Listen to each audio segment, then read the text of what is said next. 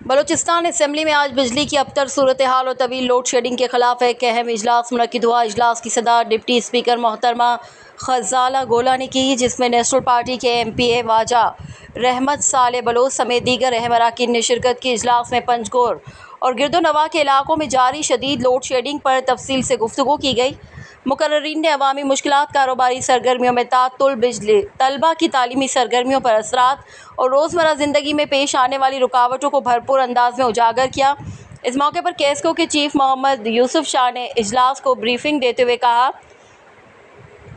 इंशाअल्लाह आज के बाद पंजकोर में लोड शेडिंग के दौरान में वाज़ी कमी आएगी और हम अपने पूरी कोशिश करेंगे कि आवाम को रिलीफ फराहम किया जाए। उन्होंने मज़ीद यकीन दहानी करवाई कि ईद के मौके पर पंजकोर में चारों दिन बिजली की बिला तातुल फराहमी को यकीनी बनाया जाएगा ताकि आवाम अपना मजहबी त्यौहार सुकून और खुशी के साथ मना सकें।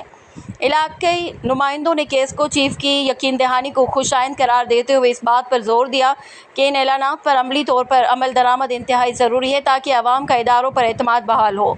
इजलास का इख्तिताम इस अज़म के साथ किया गया कि बिजली के फराहमी के निज़ाम को बेहतर बनाने के लिए मुतालिका इदारे और अवामी नुमाइंदे बाहमी मुशावरत से अमली इक़दामात करेंगे और आवाम को रिलीफ पहुँचाने में कोई कसर नहीं छोड़ी जाएगी। पंजकोर के आवाम के लिए बिजली के हवाले से ये खुशाइंद पेशरफ्त है।